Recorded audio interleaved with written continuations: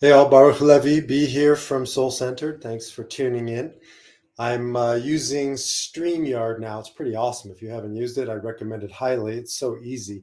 And I'm on Facebook and Twitter and you name it, we're on it right now. So I'm going to be doing a lot more streaming these days because I really want to get a message out. And the work that I'm doing is, I believe, so important because it's not my work. I'm a logotherapist. Meaning-centered psychotherapy, and it's really the work of Viktor Frankl, author of Man's Search for Meaning and 30 plus other books, and founder of logotherapy. Logos means meaning, so it's meaning-centered therapy. And what I do is I help people find meaning in all aspects of their life, especially when they come to life's T's, as I call them: transitions, tests, trials, traumas, tragedies.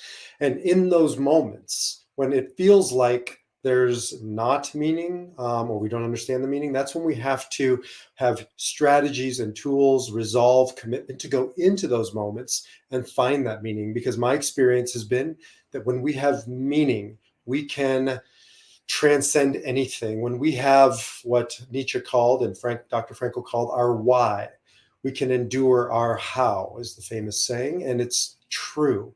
So one of the things Dr. Frankl talks about that I use almost daily in my life and with clients, I just use it, is an idea, very simple, you know it, but it's important to hear it. Say yes to life. It was so important that Dr. Frankl gave lectures on this, and ultimately it was turned into a book. This book here, Say Yes to Life in Spite of Everything. Amazing book. Now, you probably have heard of Man's Search for Meaning, since it's been said to be one of the top 10 most important books by the Library of Congress. Say Yes to Life is less popular, but it is worth your buy. So buy this book. But the idea is in the title. It's very simple. It's not so simple to live, but it's simple and important to employ in your life.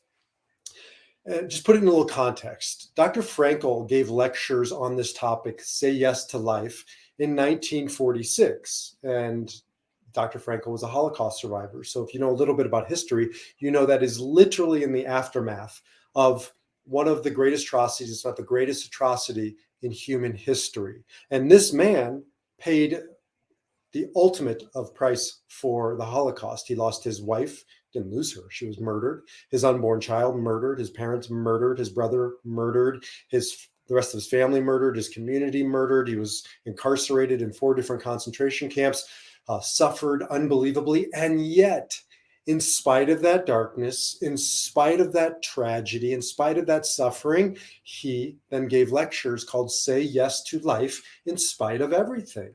So context is significant. This is not theory. This is reality. This is why I'm a logotherapist.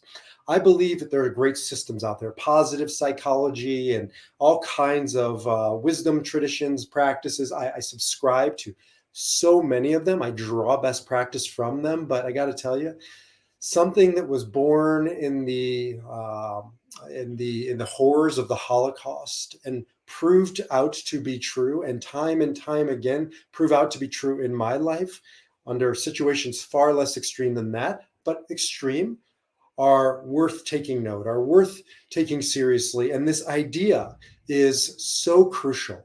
I just hung up with a client who is being presented by life all of these opportunities, and he's scared because that's what we do. We're human beings. When things change, when we go into the unknown, right, we can easily get scared. We can easily shut down. When people around us are saying no, we have to listen to it at times. We have to consult, right, people we trust. But more often than not, those messages aren't coming from people that we trust. They're coming from fear of others, from fear of ourselves. I mean, how often does the noise kick in within us? And it's just this constant chatter of, no, you can't, you're not, right? Lack and being not enough. Probably the number one issue that I see in my clients. I'm not enough, because so much of our world and our life and the people in it tell us, either explicitly or implicitly, you're not enough. You can't do this. We have something like 80,000 thoughts a day. I don't know what the number is, but I bet most of them are negative. I bet most of them are negative loop of over and over of we can't, and then we believe we can't, so we don't, and we shut down. In Kabbalah and Jewish mysticism, there are really two primal energies. It's actually true in all mystical traditions, right? Yin yang, positive, negative. And these two forces in Kabbalah are usually described as light and darkness. But sometimes I've read it described as the Hebrew word ken and the Hebrew word lo, or in English, yes and no. And it's just that simple. There are two competing forces, always operating at all times. We need them at the right time, in the right moment, to draw upon this kind of yes or no energy. So what is no energy? No is like the sound sounds, right? We didn't just get this word no out of thin air. It comes from this energy. And what's this energy? It's bound up in that sound no. What does no sound like? What does it do for you? It's a closed syllable, no, right? It's short, it's clear, it's concise, it puts an end literally to the sound. It puts an end to a situation. And there are times when we need no. I talk about saying no quite often. Soul-centered. You want to get centered? Then learn how to say no when you mean no. One of the biggest challenges I see in clients is when they say yes and they mean no. They say yes and they felt a no. They get themselves into a lot of trouble. And so we need to take our vitamin N. We need to learn how to say no and say it quickly and clearly and decisively when the energy needs to be shut down, when somebody's crossing our boundaries, when somebody's not respecting, right, our needs. That is the time to draw a line in the sand and say no. Another conversation. Because oftentimes we end up just doing it out of rote or repetition, or saying no when the opportunity is presented to us and we need to say yes, right? So listen to that one. The energy of ken, of yes.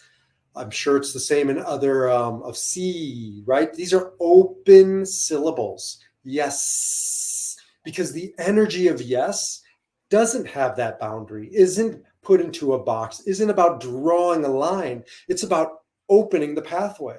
And so saying yes in that energy of that sound is the energy of our life. We need to learn how to say yes to life in spite of everything. Dr. Frankl said this when the world around him said, no, you can't live in 1946, not like you did before. You can't rebuild your life out of the Holocaust. The world said this in 1,000 ways to Dr. Frankl. You can't love again. You can't have more children. You can't build something. That must be what he heard and felt in 1,000 different ways. I've picked myself up after far less than the Holocaust and had to face rebuilding my life after I retired from being a rabbi, moving to a new country in Israel, moving back again. Each one, it felt like the world around me presents an obstacle after an obstacle, a no after a no. And something within me cried out, say yes to life in spite of everything. Over and over, every day, when I am counseling people, either we're dealing in it's time to learn how to say no, to draw the line, to draw the energy, to cut it off, to make your stand, or it's time to say yes, yes to life. Your parents, your friends, your colleagues, your community, right? Don't believe necessarily in what you're doing or afraid by this idea that you have or the change you're going to make or getting into a relationship or getting out of a relationship. The list goes on. Everybody has an opinion, but it doesn't matter. At the end of the day, it's about learning how to get still, to get quiet, to go into your true self, to get past the fear, to get past the falsehood and back to what is true. I talked about it a couple days ago. You can listen to it. Integrity and truth, finding that certainty, that place, that immovable place within you that is a knowing, coming back to that place. And more often than not, that will tell us what we need to hear and what we need to do. And so often I talk with people and help them tap into this place of knowing, of clarity, of truth, of certainty, and then to take it and to ride it out into their life, the yes energy, to take them forward, to do what they have to do, because it doesn't matter what somebody else thinks or believes or knows to be true about my life. Only I, at the end of the day, can know what is true. And so often there is a screaming yes within me, and my brain kicks in. And all these reasons why you should say no, you should say no, you should say no. I now know that I can't trust my brain. I must consult, right, as part of the driver of the life of B, but it can't be the only thing driving the bus. And we live in a world that really teaches us how to live from here up, the neck up. This is everything in our Western society. This is where you make the decisions. Make a plus minus column, cost benefits analysis before you make your big decision. I don't disagree with that. I think it's prudent and responsible to engage the mind, but it is not the only wisdom center we have. The Enneagram, which I'm a teacher of, and I'll be talking a lot more about, says there are 3 wisdom centers. There's the mind, there's the heart, the emotion, the feeling, and there's the body. Logotherapy says the same thing. Somatic wisdom, body wisdom, psychic wisdom. In that case, it's psyche. It's emotional, the feeling component of us. And then there's noetic wisdom in Kabbalah and logotherapy. There's the nous. There is the spirit. There is this deeper part of who we are, ultimate reality, the true you, that also has a voice, that also needs to say. And if we can get quiet and take seriously our mind, but not too seriously, listen to our body, but not only live in that reaction, and get in touch with the noetic, with the nous, with the spirit that was within us, we can draw upon that and go out into our lives and cut through all of those obstacles, all of those, the roadblocks, all of the darkness, by saying yes and following that energy of yes, open-ended, open-hearted, overcoming the fear through this power of love, of divinity, of light. Ending with this, in Kabbalah, there again are only 2 energies. One is closed energy, and there's a time to close things down with a no, and the other is open energy, and the time to open up channels, open up pathways, open up our life with the power of yes. The wisdom in life comes from listening to our wisdom centers, ourself, and from learning how to say no when we need to say no, and yes when we need to say yes. And when it's time to say yes, as Dr. Frankl says, say yes to life in spite of everything. Get this book. It's a great book. Would love to hear from you, love to talk to you, love to guide you.